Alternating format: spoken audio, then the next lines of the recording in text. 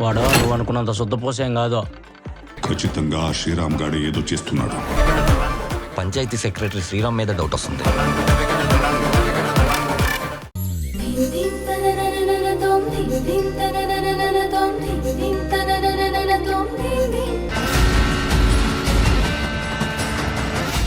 అమ్మ మీరా, ఎక్కడికి వెళ్తున్నావు?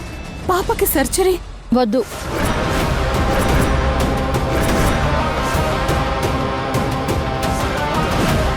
ఏ సర్జరీ వద్దు.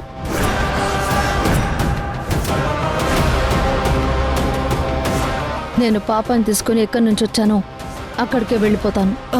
అది కాదు.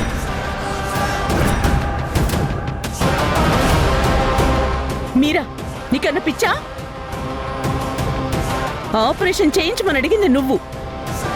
ఇప్పుడు ప్రాణాలు కాపాడే టైం వస్తే ఎక్కడికో వెళ్ళిపోతానంటావేంటి? అప్పుడు నాకు నా కూతురు ఊపిరి పోసుకుంటే చాలు అనిపించింది. కానీ ఇప్పుడు ఆలోచిస్తుంటే తను బతికాక దాని నాన్నెవరు, దాని భవిష్యత్ ఏంటి, రేపొద్దున అది పెరిగి పెద్దదై నన్నెందుకు బతికించావమ్మా? లోకం అడిగే ప్రశ్నకి సమాధానం చెప్పలేక చావడానికా అని అడిగితే నా దగ్గర జవాబు లేదు.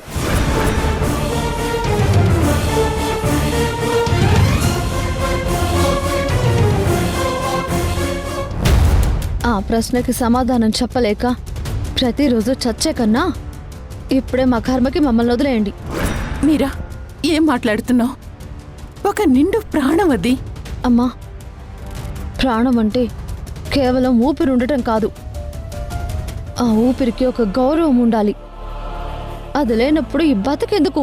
ఒక్కసారి నా మాట వినమ్మా. నేనే ఎందుకు వినాలి? మా గురించి ఎవరికీ పట్టదు. చుట్టూ ఉన్న వాళ్ళు బాగుంటే చాలు కదా మీకు. మేమేవైపోతే మీకేంటి? అన్నింటికి నేనే బాధ్యురాలిని మీకు.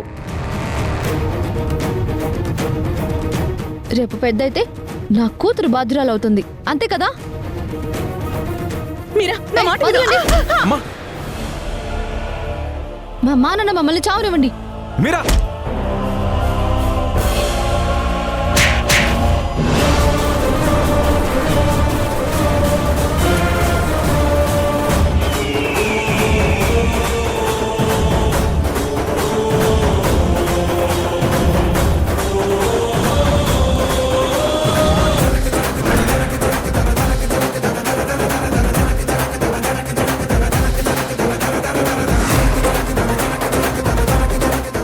చావాలని డిసైడ్ అయ్యావు కదా, నువ్వు చావు. అంతేకాని అన్షు జోలికి రాకు.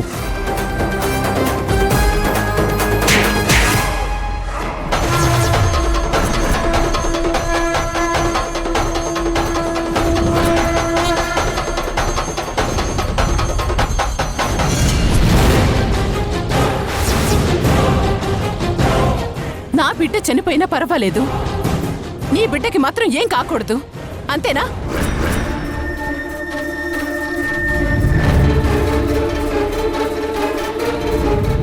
ఇంతదాకా వచ్చింది కాబట్టి నీళ్లకి నీళ్లు, పాలకి పాలు తేలిపోవలసిందే మల్లిక.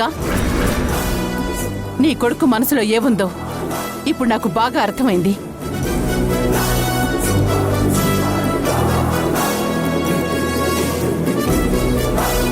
నా బిడ్డ గురించి అడగడానికి ఎవరు లేరనుకున్నారా?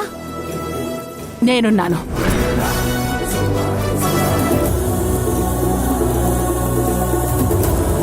నా కూతురికి న్యాయం చేయండి.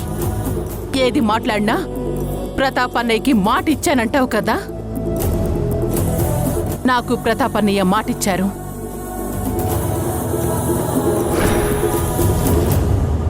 నా కూతురు మీ ఇంటి కోడలు అని.